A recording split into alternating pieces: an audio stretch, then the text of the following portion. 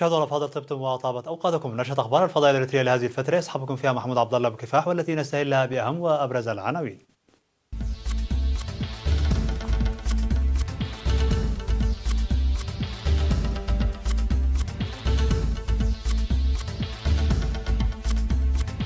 تشييد 26 مدرسة في شمال البحر الأحمر. قرص 100,000 شتلة في الإقليم الأوسط.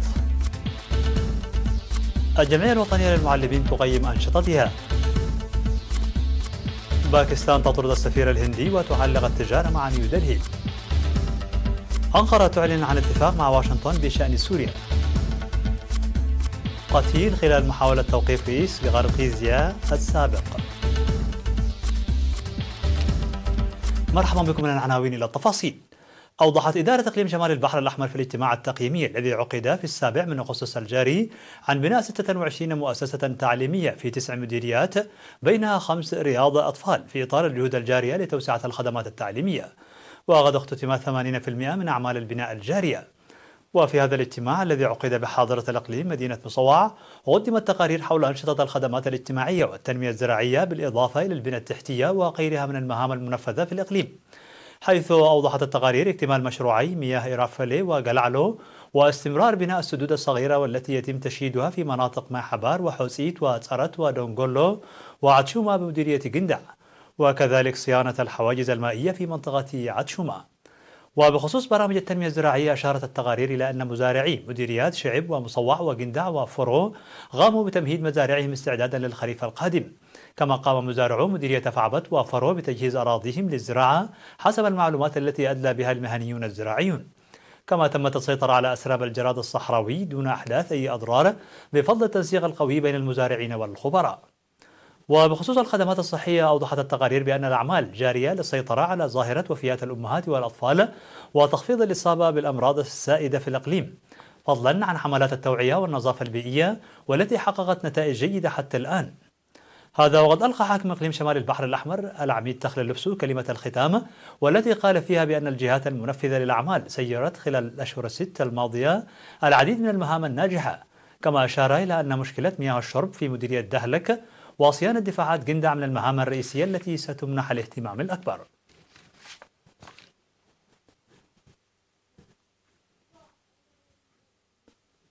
أوضح مسؤول حملة الطلاب التنموية في مكتب التعليم بالإقليم الأوسط الأستاذ إبراهيم برهي عن غرس أكثر من 100,000 شتلة من شتول الأشجار بالحملة التنموية الطلابية في الإقليم. وأشار في تصريح لوكالة إيرينا بأن طلاب المرحلة الثانوية البالغ عددهم حوالي 9,000 عملوا هذا العام في 67 نقطة عمل في أعمال التشجير وبناء المدرجات وصيانة الأثاثات المدرسية. وأشار إلى أن بعض المصاعب وأوجه القصور حالت دون إنجاز الخطة الموضوعة بالكامل، حيث كان التشجير بمستوى الربع فقط من البرنامج. وقال مسؤول سلطة الغابات والحياة البرية في الإقليم الأوسط السيد إبراهيم تخلو أن عملية قرص الشتول لم تنفذ حسب الخطة لتأخر هطول الأمطار، وسيتم قرص الشتول المتبقية في الوقت الحالي بواسطة الإدارات وعمال المؤسسات الحكومية نظرا للهطول الجيد للأمطار. كما أشار إلى تجهيز أكثر من 1,200,000 شتلة في 9 مراكز للشتول هذا العام، وسيجري العمل في القرى والمؤسسات الحكومية لغرس 1,000,000 شتلة منها.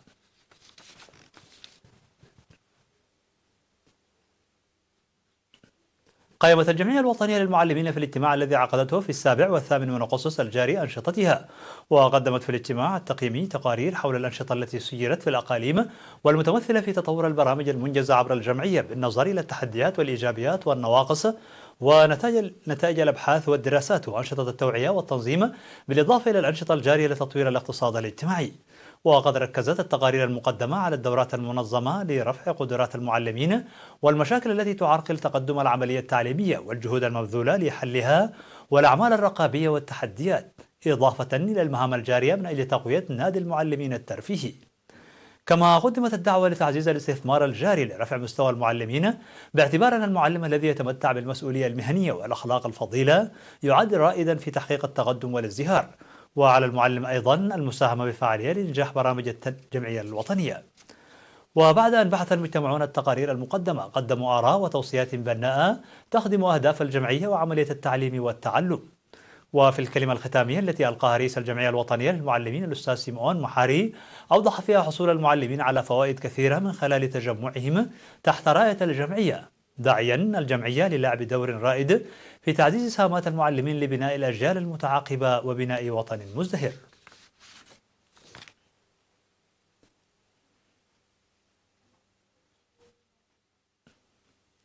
ساهمت عضوات الجمعية النسائية بالمركز الوطني للأبحاث الزراعية بحلحلة في تقديم الدعم العيني لضحايا الناسور أثناء الزيارة التي قمنا بها إلى مستشفى الناسور الوطني بمندفرة، حيث قدمت الزائرات الدعم العيني الذي اشترينه للمريضات بخصم نسبة معينة من راتبهن الشهري. وأشارت منسقات البرنامج إلى أن الهدف الرئيسي من الزيارة هو تشجيع المريضات وكذا المرافقين لضحايا المرض وتقديم الدعم حسب الإمكانيات. من جهته قال مسؤول مستشفى الناسور الدكتور هبتهيلي ملكوت أن الخطوة التي اتخذتها الحكومة لحصول مريضات الناسور على العلاج المجاني ظلت تحقق نتائج جيدة، بما في ذلك البرنامج التأهيلي للمريضات لاستئناف أنشطتهن اليومية. وفي الختام شدد الدكتور هبتهيلي ملكوت على ضرورة الحد من زواج القاصرات وختان الإناث وغيرها من العادات والتقاليد المتخلفة، وذلك للقضاء على مرض الناسور بالكامل. مشاهدينا الفاضل، كانت هذه الأخبار الداخلية. فاصل قصير ونوافيكم بالأخبار العالمية، ابقوا معنا.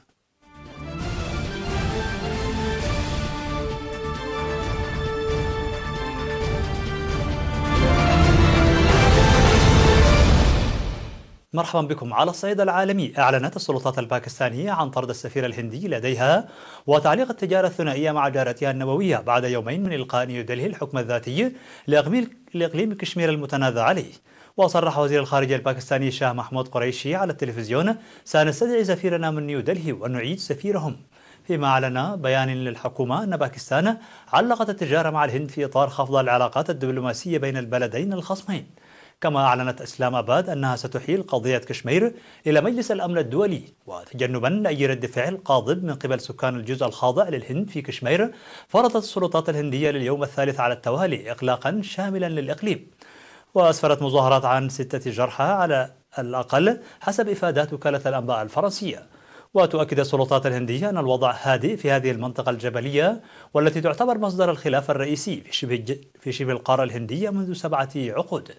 هذا وكانت السلطات في الهند قد أصدرت مرسوما رئاسيا يلقي الوضع الخاص لولاية جامو وكشمير المضمن في الدستور الهندي، مما ينذر بتصعيد كبير مع جارتها باكستان.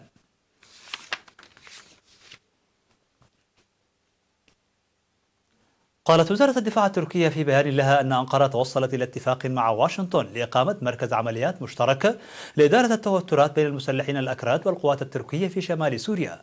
وأضافت الوزارة أن أنقرة اتفقت مع مسؤولين أمريكيين على تطبيق أول الإجراءات الهادفة إلى تبديد المخاوف التركية بدون تأخير، ومن ضمنها إنشاء سريع لمركز عمليات مشترك في تركيا لتنسيق وإدارة تطبيق مشروع المنطقة الآمنة بالاشتراك مع الولايات المتحدة الأمريكية.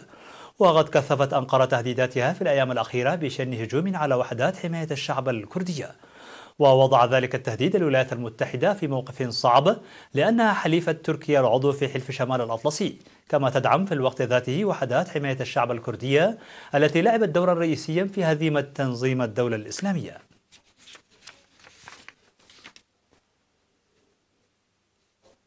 لقي جندي من القوات الخاصة في قرقيزستان حتفه وجرح ما لا يقل عن 35 شخصا خلال محاولة توقيف الرئيس السابق المازبيك أتامابييف المتهم بالفساد، والذي يخوض نزاعا مع خلفه في الحكم، الأمر الذي يزيد خطر تفاقم الأزمة السياسية وإثارة اضطرابات في الدولة الواقعة بآسيا الوسطى. وبعدما فشلت في المساء محاولة أولى لاقتحام مقر إقامة رئيس الدولة السابق، حيث تجمع أكثر من 1000 من أنصاره، أعلنت وزارة الداخلية أنها أرسلت تعزيزات إلى المكان.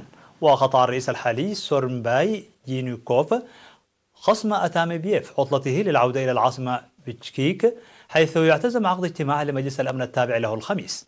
كما لقي عضو بالقوات الخاصة مصرعه برصاصة اخترقت سترته المضادة للرصاص، فيما أصيب ما لا يقل عن 35 شخصا آخرين، بينهم 14 من قوى الأمن بجروح متفاوتة، وذلك حسب ما أعلنت عنه وزارة الصحة.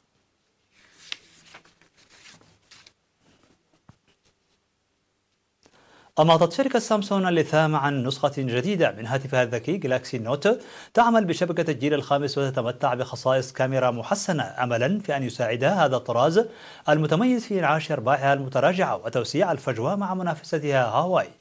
وبرز سامسونج إلكترونيكس كأكبر مستفيد من المتاعب التي تعرضت لها هواوي تكنولوجيز في الربع الثاني، إذ حققت قفزة في مبيعات الهواتف الذكية بلغت حوالي 7%، مع انخفاض مبيعات الشركة الصينية في السوق العالمية بعد أن أدرجت الولايات المتحدة اسمها على القائمة السوداء في مايو. وإلى جانب أول هاتف قابل للطي تنتجه الشركة، يمثل الهاتف نوت 10 ذو الشاشة الكبيرة والذي جرى الكشف عنه في نيويورك المنتج الجديد الأكثر أهمية للشركة الكورية الجنوبية في النصف الثاني من هذا العام.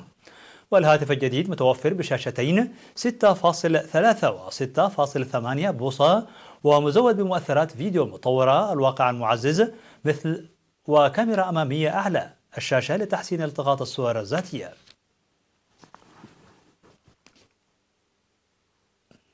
مشاهدينا الأفاضل، بهذا نكون قد وصلنا بكم إلى نهاية النشرة. شكرا على حسن المتابعة، دمتم